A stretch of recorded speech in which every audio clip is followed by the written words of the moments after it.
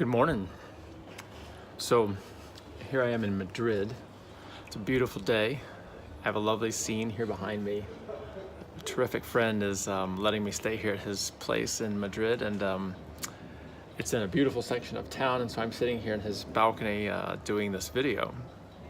Some of you have heard that I have some big news to share this week, and that is that I'm going to be starting on Friday the Camino de Santiago. That's the also known as the Way. I'll be taking the French road, which starts in the very small town up in the Pyrenees Mountains, up on the French border between Spain and France, the town of Saint-Jean-Pied-de-Port.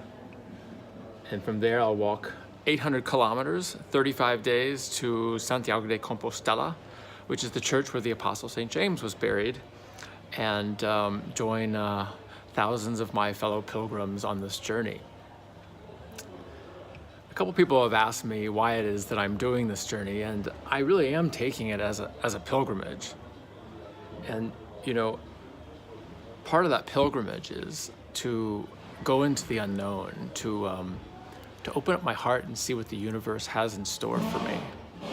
I've always said that this aspect of my journey here in northern Europe was intended to be more of a search for my soul and to reconnect with that soul. And this journey is also a part of that. I had a really interesting experience when I was buying shoes for this trip. You know, there's thousands of blogs out there about like what to buy and what not to buy. And well, the conventional wisdom was that I was supposed to wear Gore-Tex because, you know, it would rain during those 35 days, and of course I'm gonna step in mud puddles and all that kind of stuff. And you wanna protect your feet from getting wet, because wetness causes blisters. Well, I kept looking into shoes, and every time I'd try on a pair of Gore-Tex shoes, I'd find that my feet sweat a lot. And I thought, well, that's crazy, because that's also moisture that's inside my shoes.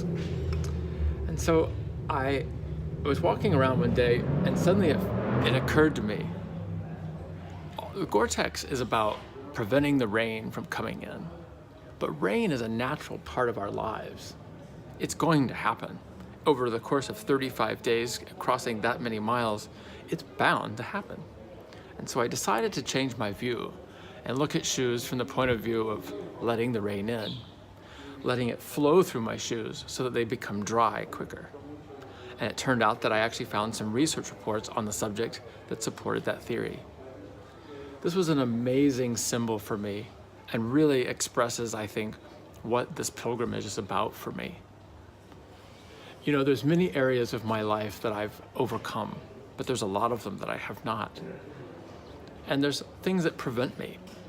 Willingness to go into the unknown, or fear of what's up ahead. But a lot of it gets tied to the particular expectations that I have on the conditions around me, how other people will act, how the weather will behave, what kinds of things outside of myself will actually happen. Part of my pilgrimage is to break through those things and let the rain in and deal with rain when it's inside. This can be applied to so many things, and I'm really looking forward to seeing what the Camino has in store for me. I'm looking forward to meeting other pilgrims along the way and hearing their stories. And I'm looking forward to the challenges and seeing what David can make of those challenges. I hope you'll join me along this way. I know many of you have already checked out my website. I hope you'll continue to do so. I don't know how much cell signal I'll have along the way, but I hope to join in on Facebook and also start up Instagram and let you know how I'm doing. How are you doing? How is your way? Drop me a line, let me know. So thanks for joining me, and as they say along the way, buen camino. Goodbye.